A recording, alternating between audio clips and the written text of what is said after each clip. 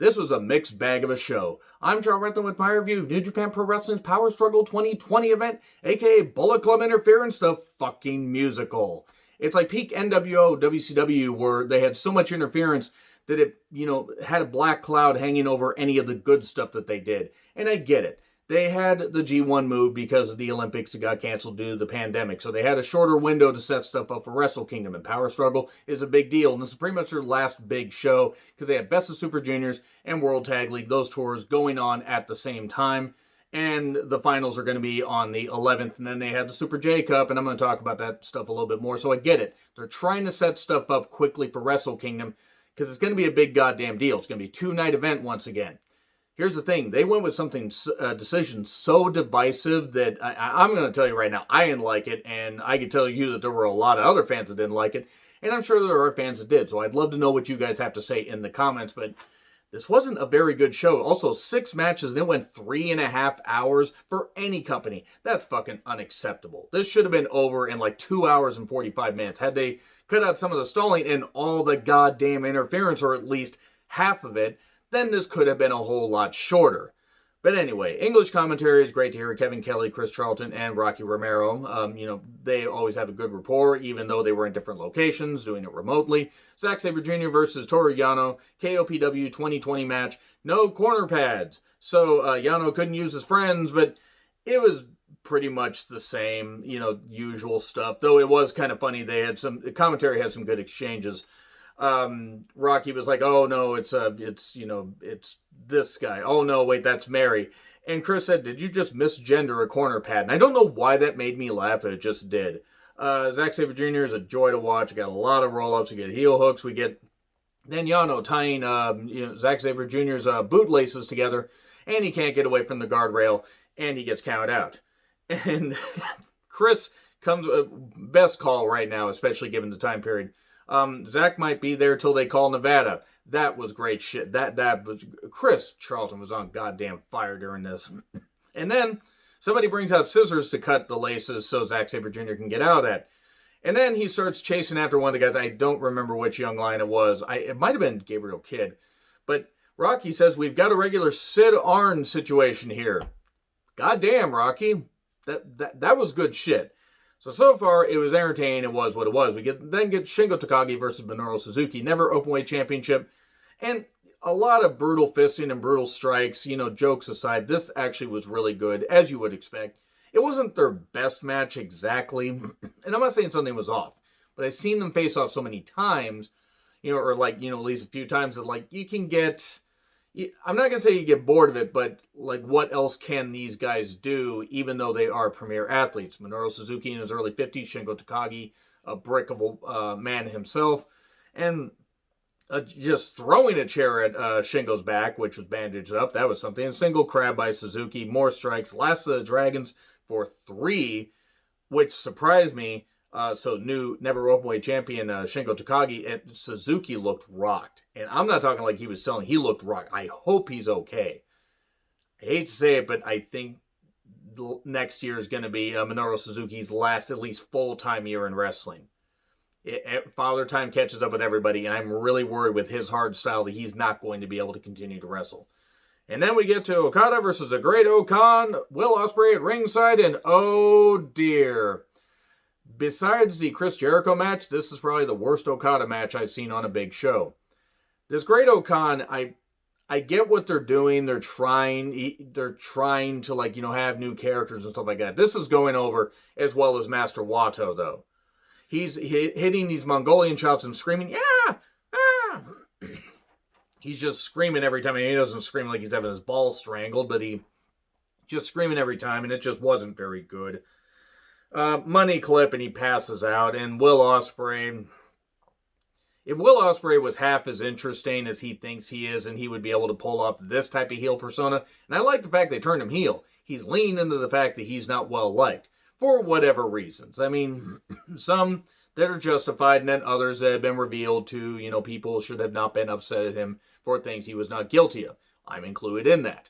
But there are plenty of other things he's done where, maybe there's a reason to boo the guy. That being said, he's still a premier athlete, but he's trying to do the thing, oh, I've got all this custom stuff, I'm spending my money and throwing this stuff. here's the thing, Will, if you're trying to be the money guy, you ain't even David Flair. You certainly ain't Ric Flair. I use you to become popular. He talks about the money suits, throws the watch out. I need to end you. Where better than, the Tokyo Dome. Duh. The thing is Will just isn't interesting enough to pull off this kind of persona. It will be interesting to see if he can and he can have a great match with Okada. He has in the past. If he can do that and they can actually pull the switch properly, flip the switch and have him really launch off and be a big star, great. I actually hope it works out. This Great Okan character, though, is ass. This is fucking goddamn, this is bullshit. This is almost the original Bone Soldier-like thing. It's not even that he's a bad athlete. It's just, I just don't fucking buy it. I just don't. He's more comical and more goofy than anything else.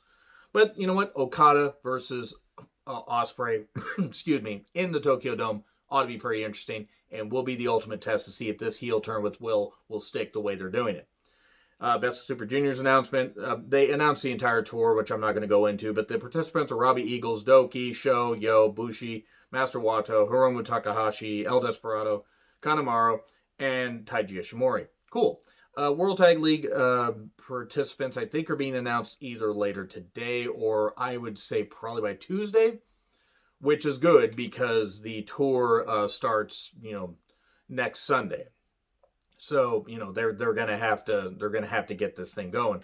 Super J-Cup, by the way, Clark Connors versus Chris Bae. Met Chris Bae multiple times at a local promotion without a cause, just down the road. Great guy, super talented. The sky really is the limit with this guy.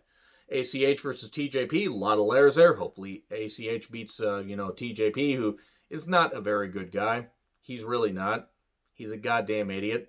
He's a trumper, so that's why I'm gonna knock him especially. But he's also an idiot. And Ray Horace versus Blake Christian, Christian Sen, I think. But I kept calling him Christian Sen. It's actually Christian. And then El Phantasmo versus Leo Rush. Okay, that's December 12th. I think that's available. It's available on either New Japan World and Fight TV, or it's only available on Fight TV Live and then New Japan World on demand. I'm going to find out more about that. If it's available on just Fight TV Live, I will order and watch that. So, and Ren Narita's excursion at the LA Dojo, we get an update on that. He's in a tag match, I believe, which should be pretty interesting. It was cool. Last year, I was actually at the Super J-Cup in Tacoma and got to see some really damn good matches. Got to see Jushin Thunder Liger in one of the last U.S. matches that he had before his retirement. Liger's retirement pretty much just kicked 2020 off like in a really bad spot, didn't it? Kenta versus Tanahashi, U.S. title shot match, and, the ever-stable briefcase, about as stable as my brain.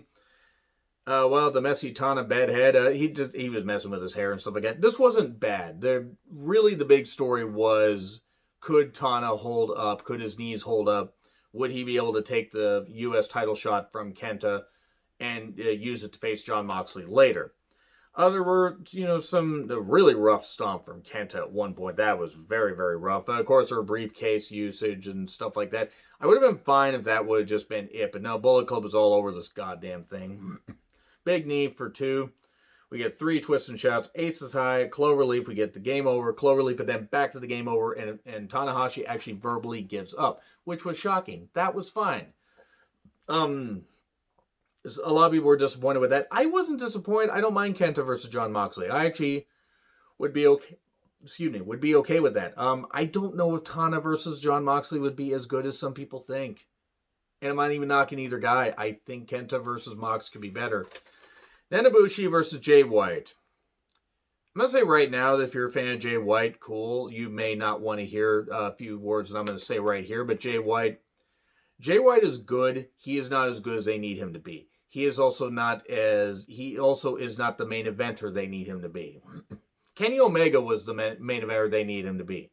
He can have better matches.